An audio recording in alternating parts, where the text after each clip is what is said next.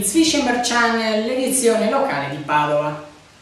Subito apriamo con le notizie, l'edizione Flash, che è tra parentesi la prima edizione che noi facciamo di questo telegiornale per Zwischenberg Channel. La prima infatti era un'edizione straordinaria dedicata appunto all'operazione Galileo che c'è stata venerdì scorso. Molte notizie nel corso di questa edizione, tutte raccontate in maniera flash in 5 minuti. Iniziamo subito. Un autobus APS della linea Ponte San Nicolò Padova è stato bloccato da due individui che a bordo di una Golf nera prima hanno fermato il mezzo e poi malmenato il conducente rubandogli 80 euro. Gli aggressori sono stati denunciati all'autorità giudiziaria. Il fotografo Oliviero Toscani è stato querelato dalla giunta del sindaco Massimo Bitonci a causa delle sue dure affermazioni contro di essa durante la trasmissione radiofonica La Zanzara. In caso di vittoria legale, il sindaco afferma che il risarcimento verrà tutto versato al fondo per i padovani in difficoltà. La squadra mobile di Padova ha arrestato due spacciatori che agivano in zona Forcellini. La squadra delle Nutrie, dopo vari pedinamenti in sella biciclette, ha fermato martedì sera stroncando questo giro di droga. Gli spacciatori si rifornivano in cassonetti della spazzatura che venivano usati come deposito. L'indagine è ancora in corso e gli agenti puntano a scoprire qualcosa in più dai telefoni degli indiziati.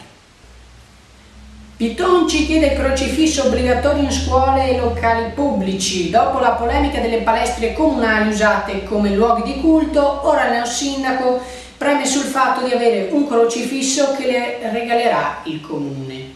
E il web e il social network hanno già iniziato a criticare questa sua scelta.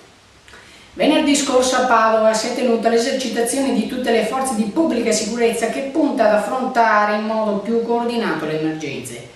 Emergenze che nel suolo padovano sono più vive che mai con le varie alluvioni che si susseguono da un po' di tempo a questa parte.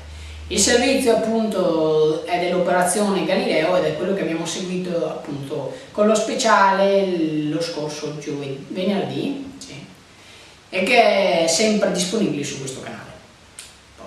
Poi passiamo ai saldi che a Padova partiranno sabato 5 luglio e dureranno fino al 31 agosto. Per questa occasione di sconti si raccomanda come al solito la prudenza nell'acquisto, prestando particolare attenzione ai prezzi di cartellino così da evitare di essere truffati.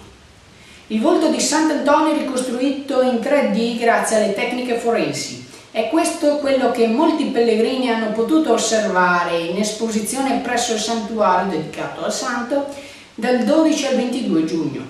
Passiamo ora alla pagina dello sport.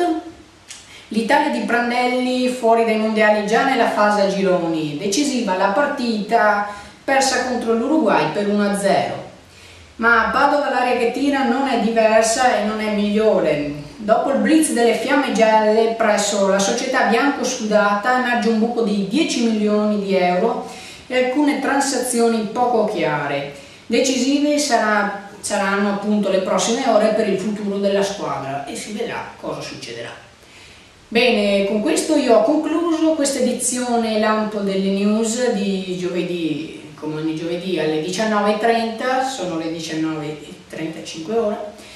E grazie per averci seguito, io vi invito a mettere un mi piace e iscrivervi alla pagina di Zwischenberg Channel. Noi ci rivediamo con le news giovedì prossimo, sempre alle 19:30. Grazie per averci seguito.